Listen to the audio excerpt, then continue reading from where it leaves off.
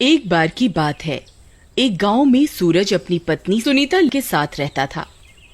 उसकी सरकारी नौकरी होने की वजह से उसका ट्रांसफर दिल्ली शहर में हो जाता है।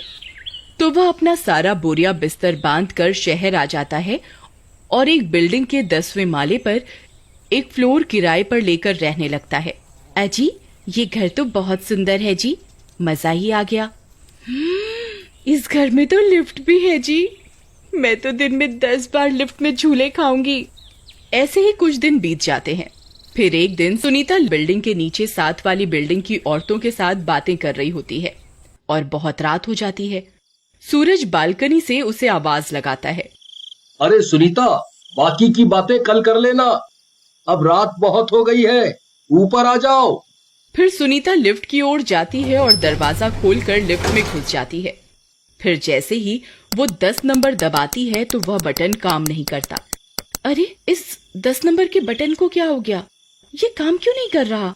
तभी अचानक से लिफ्ट की लाइट खुद ब खुद बंद और चालू होने लगती है और लिफ्ट में किसी के रोने की आवाज आने लगती है।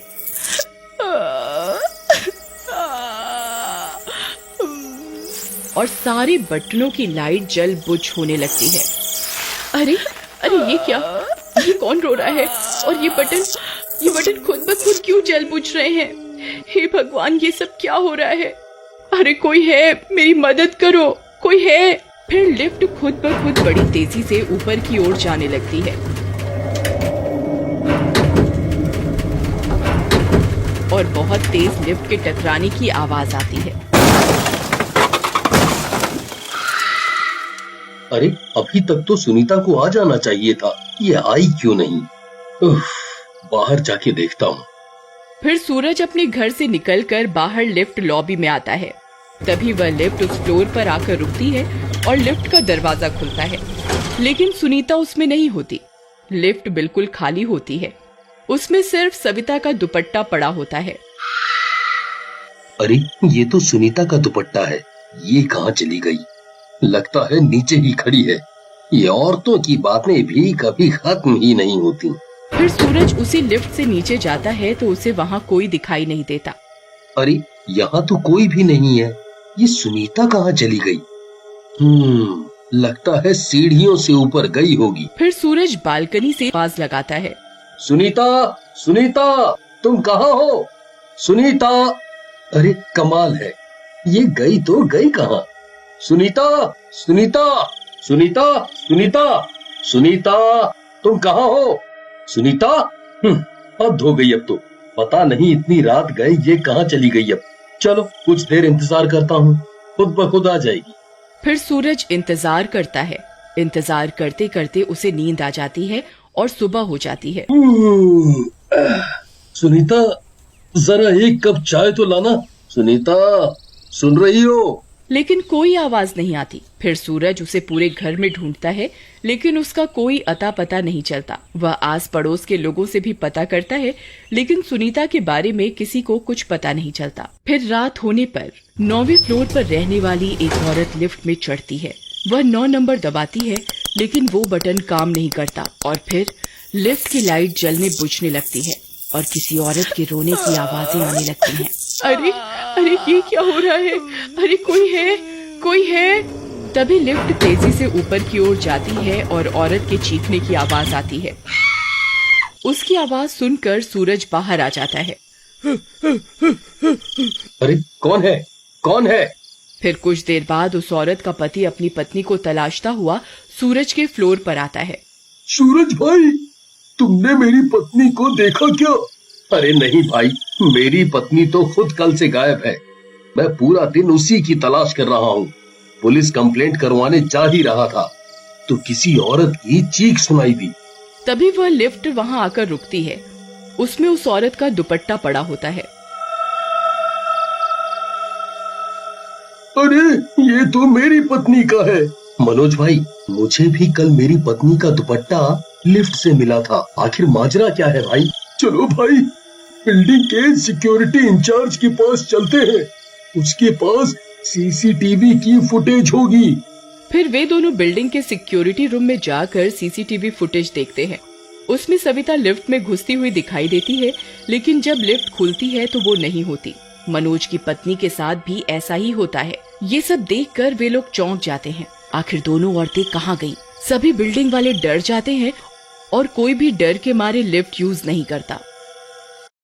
मनोज भाई, हमें अपनी पत्नियों को किसी भी तरह ढूंढना होगा। भाई, इस लिफ्ट में सिर्फ औरतें ही गायब हो रही हैं। रात होने दो, मेरे पास एक तरकीब है।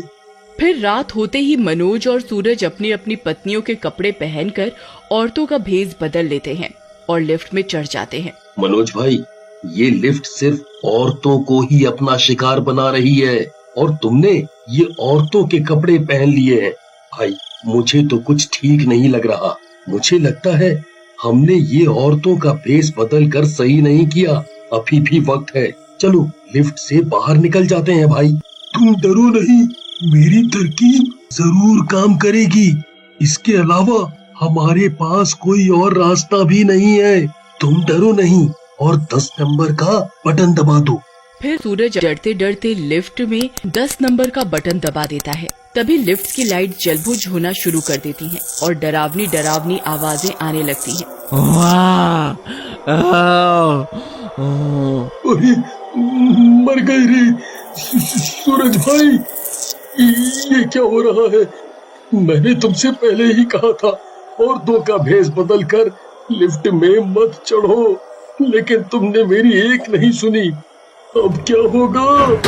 तभी वह लिफ्ट तेजी से ऊपर की ओर जाने लगती है। फिर वो लिफ्ट तेजी से ऊपर की ओर जाती है और सीधा ऊपर छत पर जाकर खुलती है और वहाँ दोनों को कोई शक्ति अपनी तरफ खींच लेती है।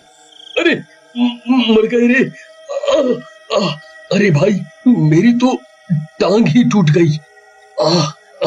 तभी उन्हें उनकी पत्नियां सामने टंकियों के साथ बंधी हुई दिखाई देती हैं।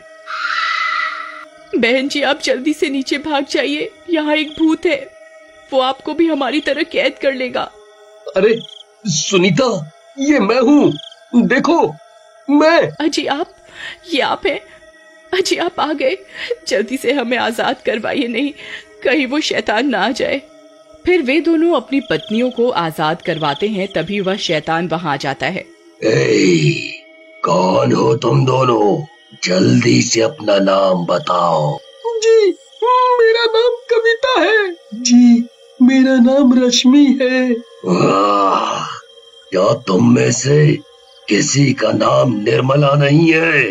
जी नहीं, हम में से किसी का नाम निर्मला नहीं है। भाई, लगता है इसे किसी निर्मला नाम की औरत की तलाश है। जब तक मेरा मकसद पूरा नहीं होता, तुम चारों यहीं मेरी कैद में रहोगी। तभी सूरज बजरंगबली का लॉकेट अपने गले से निकाल लेता है। ये क्या कर रहा है? इसे पीछे हटा ले। नहीं नहीं नहीं, इसे पीछे हटा ले, पीछे हटा ले। बता, तू औरतों के साथ ऐसा क्यों कर रहा है? नहीं तो तुझे जलाकर राख कर दूंगा। बताता हूँ, इस लॉकेट को दूर करो। बताता हूँ, हमने भी इस बिल्डिंग में फ्लोर खरीदा था, लेकिन इस बिल्डिंग के बिल्डर ने हमारे साथ धोखा किया। हमसे पूरे पैसे ले लिए और हमें हमारा मकान नहीं दिया। इस सदमे को मेरी पत्नी सहन नहीं कर पाई और उसने इसी छत से कूदकर अपनी जान दे दी। उसके बिना मैं नहीं रह पाया। अब मैं उस बिल्डर की पत्नी को भी यहीं से नीचे फेंक कर अपनी पत्नी की मौत का बदला लूंगा। वो इसी बिल्डिंग में रहती है, मुझे उसी की तलाश है। देखो, हम समझते हैं तुम्हारे साथ गलत हुआ है, लेकिन उसकी पत्नी की जान लेने से तुम्हें क्या फायदा होगा? हम उस बिल्डर की शिकायत पूरी सोसाइटी और पुलिस से करेंगे और तुम्हें जल्दी से जल्दी इंसाफ दिलवाएंगे। ठीक है, मैं भी थक चुका हूँ।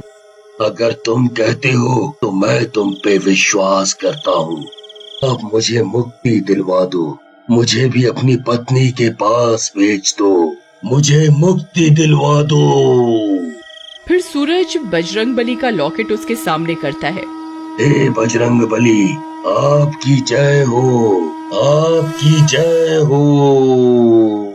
और इतना बोलकर उस शैतान को मुक्ति मिल जाती।